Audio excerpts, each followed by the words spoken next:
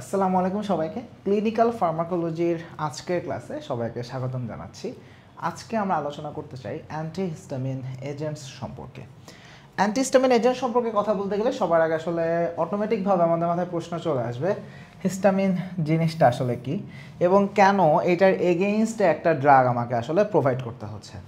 So শুরুতে আমরা আসলে এটা বোঝার চেষ্টা করি হিস্টামিন জিনিসটা অ্যাকচুয়ালি কি। সো আমরা আসলে সহজভাবে বলতে পারি যে হিস্টামিন হচ্ছে আমাদের বডিতে ইন্টারনালভাবেই তৈরি হওয়া এক ধরনের অ্যামাইন টাইপের একটা যৌগ বলা যেতে পারে। সো এটাকে এভাবে বলা যেতে পারে যে এটা যেহেতু বডিতেই তৈরি হচ্ছে, এটা এক ধরনের বায়োজেনিক অ্যামাইন এবং এইটা বেসিক্যালি প্রডিউস হচ্ছে within the mast cell and the basophil. তাহলে এটা কোথায় প্রডিউস হচ্ছে? নাম্বার ওয়ান হচ্ছে মাস্ট সেল, যেটা টিস্যুতে পাওয়া যায়, আর একটা হচ্ছে বেসোফিল, যেটা আমরা ব্লাডে পাই।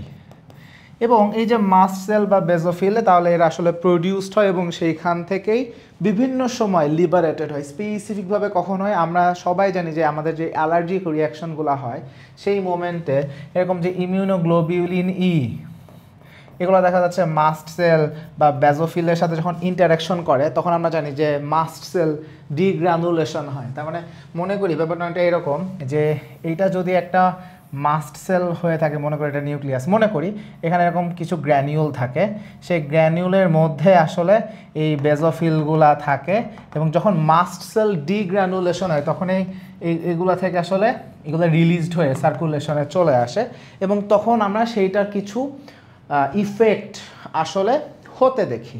সো প্রশ্ন হচ্ছে এই যে হিস্টামিনগুলো যখন আসলে রিলিজড হচ্ছে, সেটা ব্লাডে রিলিজড হতে পারে বা লোকালি রিলিজড হতে পারে, এটার রেসপন্স বা এটার কারণে আমরা আসলে কী ইফেক্ট হতে দেখব।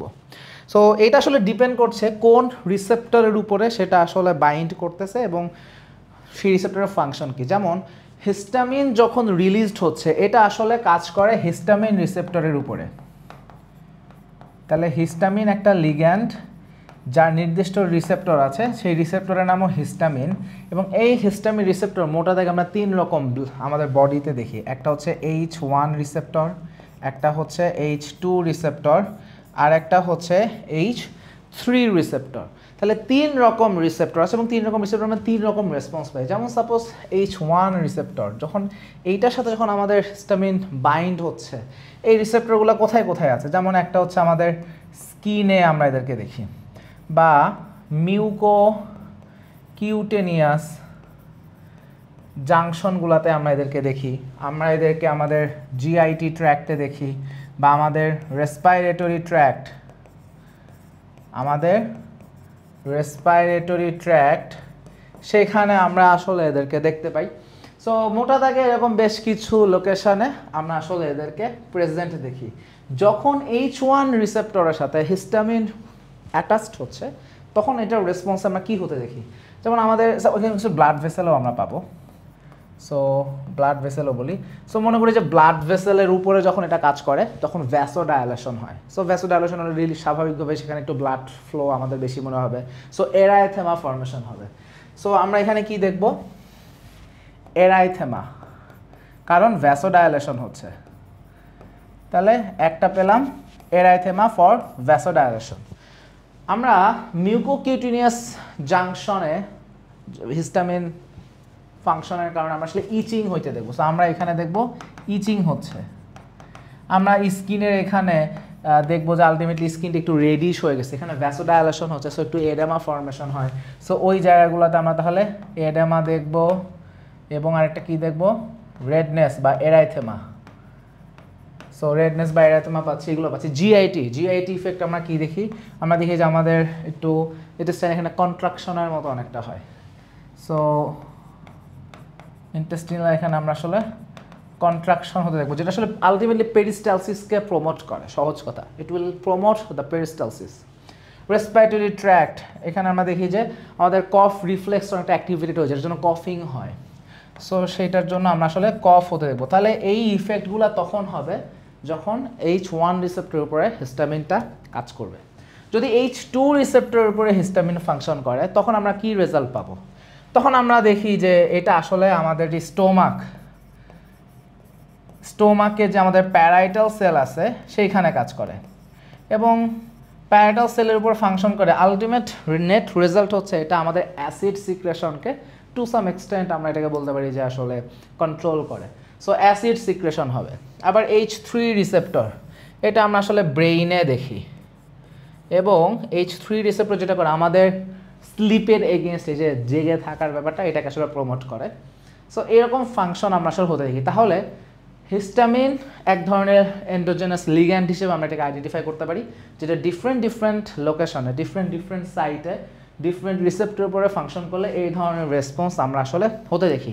যখন আমরা অ্যান্টিহিস্টামিন ড্রাগের কথা বলি আমরা আসলে এইটা বোঝাই আমরা এমন একটা ড্রাগ ইউজ করব যেটা এই রিসেপ্টরের উপরে হিস্টামিনকে ফাংশন করতে বাধা দিবে বা হিস্টামিনের যে ইফেক্টটা ছিল সেটাকে বাধা দিবে। So it will create the opposite function বা হিস্টামিনের কাজটাকে জাস্ট হতে দিবে না। সো আমার কথা হচ্ছে কোন কোন জায়গায় আমরা অ্যান্টিহিস্টামিন আসলে ইউজ করতে চাই। সো খুব স্বাভাবিকভাবে এখান থেকে যদি আমরা আসলে কনসিডার করি লাইক এখানে আমি কি কি কারণে অ্যান্টিহিস্টামিন ইউজ করতে পারি। যেমন আমি যদি এখন এটা চিন্তা করি যে অ্যাসিড সিক্রেশনকে কমাইতে চাই পেপটিক আলসার ডিজিজের ম্যানেজমেন্টের জন্য, তাহলে আমি H2 রিসেপ্টর ইউজ করব। আমি যদি চিন্তা করি যে একটা পেশেন্টের অ্যালার্জিক ম্যানিফেস্টেশনের এগেইনস্টে কিছু করতে চাই, অ্যালার্জিক কোনো একটা কন্ডিশন, অ্যালার্জিক কনজেক্টিভাইটিস হতে পারে, অ্যালার্জিক রাইনাইটিস হতে পারে, এরকম যে কোনো কন্ডিশনে আমি H1 রিসেপ্টর ব্লকার ইউজ করব। কারণ H1 রিসেপ্টর যখন অ্যাক্টিভেটেড হচ্ছে তখন যে সিমটমগুলো হচ্ছে যেখানে আমি এরাইথেমা পাচ্ছি, এডেমা পাচ্ছি, রেডনেস পাচ্ছি, ইচিং পাচ্ছি, বা এই যে প্রবলেমগুলো সাধারণত কখন হচ্ছে এটা যখন একটা অ্যালার্জিক ম্যানিফেস্টেশন হয় তখনই তো এই ঘটনাটা ঘটতে দেখি আমরা। সো এই যে কফিং হয়, সো এইটার এগেনস্টে কাজ করতে গেলে আমি H1 রিসেপ্টর ব্লকার ইউজ করব। বা সাপোজ কোনো মানুষ একটু বেশি ঘুমায়, নার্কোলেপসি, অতিরিক্ত ঘুমাচ্ছে, এই ধরনের পার্সনকে আমি H3 রিসেপ্টর ব্লকার দিতে চাই। তাহলে 3 ধরনের গ্রুপের পেশেন্টকে আমি 3 ধরনের ড্রাগ দিতে পারি। তবে স্পেসিফিকভাবে যখন আমরা আসলে অ্যান্টিহিস্টামিনের কথা বলি অটোমেটিকভাবে আমাদের মাথায় যেটা কাজ করে সেটা হচ্ছে H1 রিসেপ্টর অ্যান্টাগনিস্ট। অর্থাৎ যখন আমরা অ্যান্টিহিস্টামিন বলি অটোমেটিকভাবে আমাদের মাথায় আসলে এইটা কাজ করে এবং আমরা আসলে এই ক্লাসে H1 রিসেপ্টর অ্যান্টাগনিস্ট নিয়ে কথা বলতে চাই। So today's class is all about H1 antagonist. তাহলে H1 রিসেপ্টর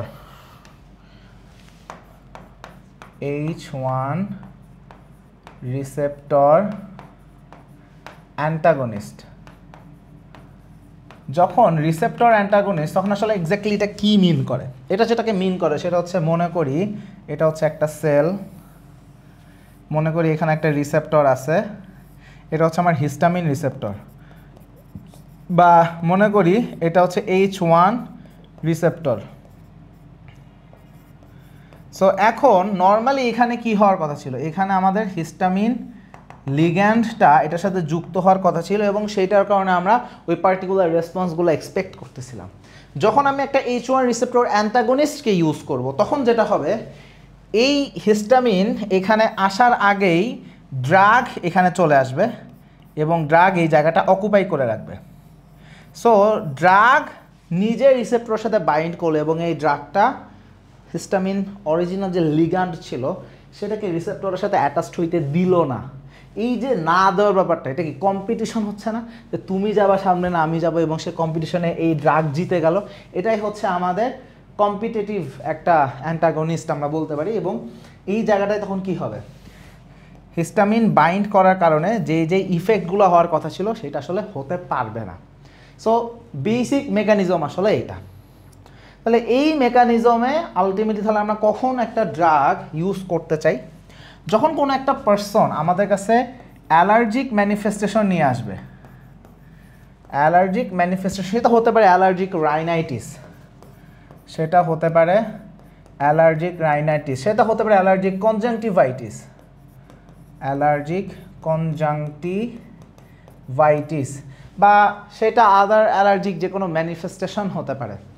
এই সকল জায়গাতে ওই অ্যালার্জিক যে ইচিং হচ্ছিল, আমরা দেখি না যে যখন সাপোজ আমার হাতের এখানে যদি অ্যালার্জি হয় আমি দেখবো যে লাল হয়েছে, একটু উঁচু হয়েছে, একটু এরাইথেমা ফর্মেশন, একটু আর্টিকারিয়ার মতো হতে পারে।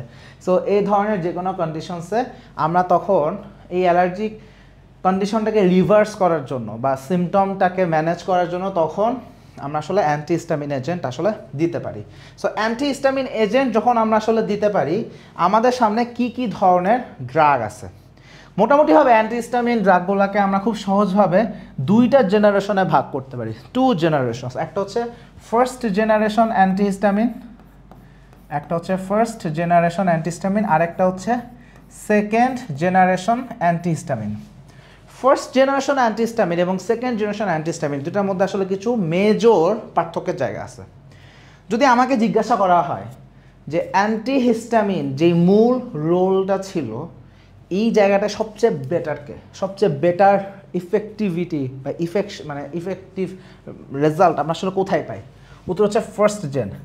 অ্যান্টিহিস্টামিন পারপাস সবচেয়ে বেটার সার্ভ করে আসলে ফার্স্ট জেন অ্যান্টিহিস্টামিন। কিন্তু সেকেন্ড জেনারেশন আর ফার্স্ট জেনারেশনের মধ্যে মূল পার্থক্যের জায়গাটা কি? একটা বড় পার্থক্যের জায়গাটা হচ্ছে ব্লাড ব্রেইন ব্যারিয়ারকে ক্রস করতে পারা। Blood brain barrier.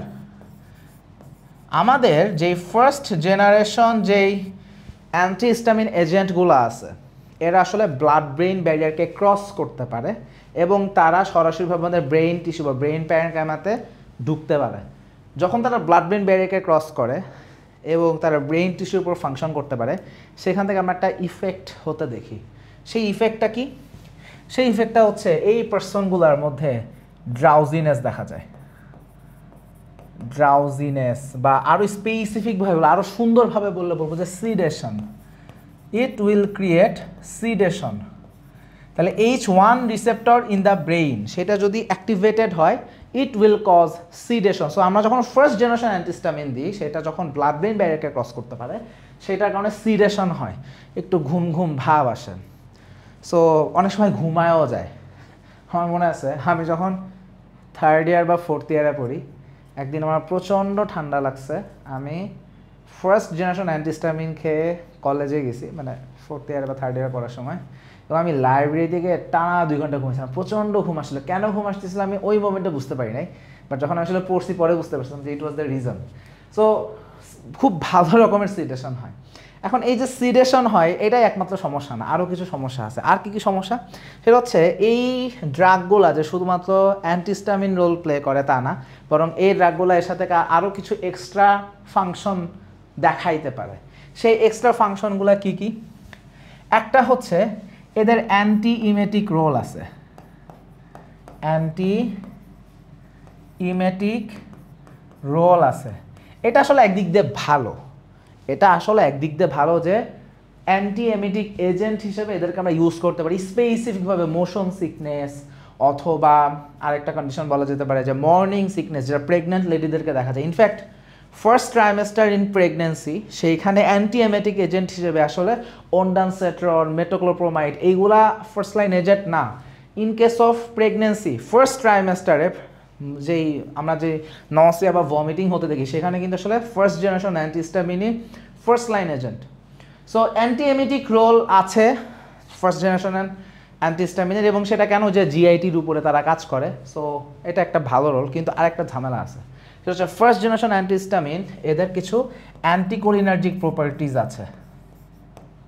Anticholinergic properties. আচ্ছা, এই যে অ্যান্টিকোলিনার্জিক প্রপার্টি বা অ্যান্টিএমেটিক প্রপার্টি, এটা ফার্স্ট জেন বা ফার্স্ট জেনারেশন অ্যান্টিহিস্টামিনে আমরা যেই পরিমাণ পাই, আমরা কিন্তু সেকেন্ড জেনারেশন অ্যান্টিহিস্টামিন ওইভাবে পাই না। So first generation antihistamine blood brain ব্যারিয়ারকে ক্রস করতে পারে, যেটার জন্য আমরা আসলে সিডেশন হতে দেখি। At the same time first generation antihistamine সেটার জন্য অ্যান্টিএমেটিক রোল আমরা খুব ভালো পাই, সেটা কিছু অ্যান্টিকোলিনার্জিক রোল আছে। এইগুলো আবার সেকেন্ড জেনারেশন অত ভালো পাওয়া যায় না। এখন ভালো দিক কি খারাপ দিক কি? যেমন অ্যান্টিএমেটিক রোল, এটা আমাদের জন্য কিছু জায়গায় পজিটিভ, এটার কিছু ইউজ আমরা আছে, যেমন মোশন সিকনেস বা প্রেগনেন্সি, সেখানে এটাকে ইউজ করার সুযোগ আছে। Motion sickness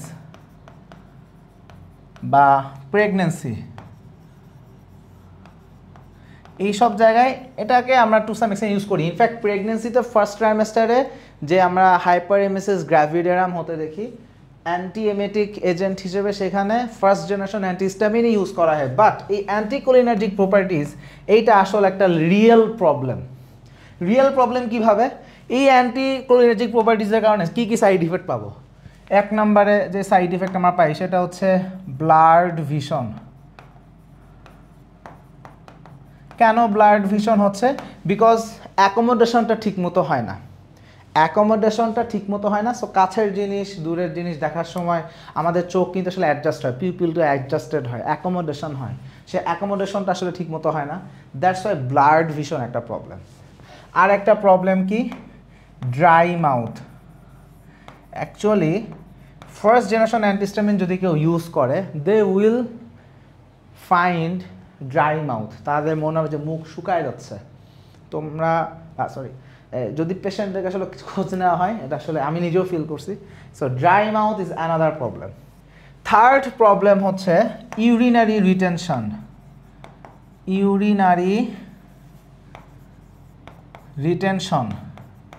so urinary retention is another problem. বা আদারওয়াইজ খুব সহজভাবে আমরা অ্যান্টিকোলিনার্জিক আসলে এই রোলগুলো বা অ্যাট্রোপিন দিলে যা যা হইতে পারতো অলমোস্ট সিমিলারগুলো দেখা যায়, বাট এইগুলো আসলে ফ্রিকুয়েন্টলি আমরা আসলে হতে দেখি। তাহলে আমি যখন অ্যান্টিহিস্টামিন ড্রাগ দিচ্ছি আমি চাচ্ছি অ্যালার্জিক ম্যানিফেস্টেশনের একটা সলিউশন হোক, কিন্তু আমি তো এইগুলো চাই না।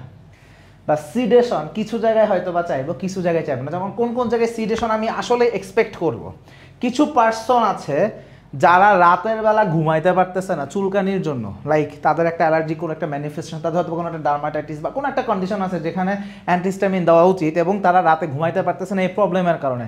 এই টাইপের পেশেন্টটা কিন্তু আমি চাইবো তার একটা সিডেটিভ এজেন্ট তাদেরকে আমি প্রোভাইড করি। সো আলাদা করে ক্লোনাজেপাম দেওয়ার থেকে অ্যান্টিহিস্টামিন দিলাম, সেটার জন্য তার ঘুমও হলো, চুলকানিও কমলো, আমি খুবই হ্যাপি। কিন্তু মনে করি যে আমি একটা স্টুডেন্ট, আমার সকালবেলা প্রচুর হাঁচি কাশি হচ্ছে, সকালবেলা কলেজে যাব, ক্লাস করব, সারাদিন অনেক কাজ করব, আমি যদি ফার্স্ট জেনারেশন অ্যান্টিহিস্টামিন খাই আমি তো বেহুশ, তাহলে আমার জন্য প্রবলেম। তাহলে এই অ্যান্টিহিস্টামিন, এই যে সিডেশন কিছু জায়গায় দরকার, কিছু জায়গায় দরকার নাই। সো এখানে একটা সলিউশন দরকার। সেই সলিউশন থেকে চলে আসলো second generation antihistamine.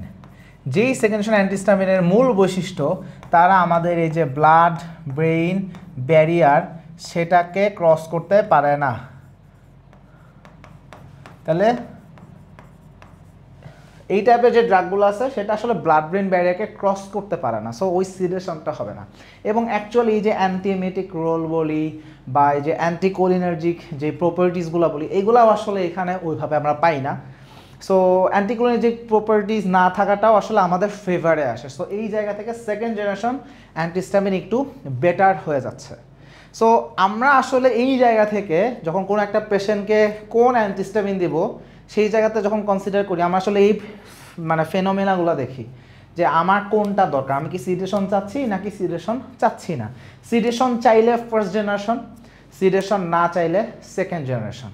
But at the same time কিছু কিছু পার্সন, লাইক এরকম একটা সিনারিও থাকতেই পারে যে একটা লোক আমার কাছে আসছে, তার বিনাইন প্রোস্টেটিক হাইপারপ্লাসিয়া আছে বা benign enlargement of the prostate, দুইটা সেম কথা। এরকম একটা রোগী আছে, এই বেচারা সাপোজ কোনো একটা অ্যালার্জিক ম্যানিফেস্টেশন নিয়ে আসলো। এখন আমি যদি তাকে ফার্স্ট জেন অ্যান্টিহিস্টামিন ইউজ করি, এখানে সমস্যা কী হবে, এইটার একটা অ্যান্টিকোলিনার্জিক প্রপার্টিজ আছে এবং এটার কারণে এই রোগীর ক্ষেত্রে আমি দেখব যে ইউরিনারি রিটেনশন ডেভেলপ করছে। এবং এই ধরনের পেশেন্টের এমনিতেই একটা মানে প্রবলেম থাকে ইউরিনেশনের, এই ধরনের পেশেন্টের আগে থেকে একটা প্রবলেম থাকে, নতুন করে যদি আবার ইউরিনারি রিটেনশন হয় দে উইল সাফার এ লট, তাদের সাফারিংসটা বেড়ে যায়। সো এই টাইপের পেশেন্টকে আমি ফার্স্ট জেনারেশন অ্যান্টিহিস্টামিন দিব না। সো আমাকে আসলে পেশেন্ট প্রোফাইল দেখে আসলে চুজ করতে হবে which type of drugs should I use on a patient. So patient profiling বুঝে, অবস্থা বুঝে ব্যবস্থা, যার আমি চাচ্ছি যে আমাদের এই প্রবলেমটা না হোক তাদেরকে আমি সেকেন্ড জেনারেশন দিব। কিন্তু মাথায় এটা থাকতে হবে যে ফার্স্ট জেনারেশনের ইফেক্টিভিটি বা এফিকেসি অবশ্যই সেকেন্ড জেনারেশন থেকে বেটার, এবং অ্যান্টিএমেটিক রোল সেটা ফার্স্ট জেনারেশন প্রোভাইড করতে পারে। কিন্তু সব মিলে আলটিমেট এখন মনে করি যে একটা পেশেন্ট আসছে, তার একটা অ্যালার্জিক রাইনাইটিস আছে, কিন্তু সে সারাদিন কাজ করে, দৌড়াদৌড়ি করে, আমার তো দরকার নাই তাকে ফার্স্ট জেনারেশন দেওয়ার, সে সেকেন্ড জেনারেশন পাক, সে হ্যাপি থাকবে। তবে এখানে আরেকটা কথা আসলে বলা উচিত সেটা হচ্ছে একটা ব্যতিক্রমী একটা ঘটনা আছে, সেটা হচ্ছে সেকেন্ড জেনারেশন একটা এজেন্ট নাম হচ্ছে সেটিরিজিন। সেটিরিজিন এটা একটা সেকেন্ড জেনারেশন অ্যান্টিহিস্টামিন। এটার কিছু সিডেটিভ রোল আসলে আছে, যদিও এটা সেকেন্ড জেনারেশন, বাট এটার কারণে কিছু সিডেশন আমরা হইতে দেখি। সো এরকম দু একটা ব্যতিক্রম ধর্মী কিছু ঘটনা আছে, বাট আদারওয়াইজ বাকি সব জায়গাতেই আমরা আসলে দেখি যে সিডেশন ওইভাবে খুব একটা আসলে হয় না। ফার্স্ট জেনারেশন ড্রাগ কোনগুলা, সেকেন্ড জেনারেশন ড্রাগ কোনগুলা, আর কোনটা কত ডোজে পাওয়া যায়, এটা আমরা নেক্সট ক্লাসে ইনশাল্লাহ আলোচনা করব। সবাইকে ধন্যবাদ।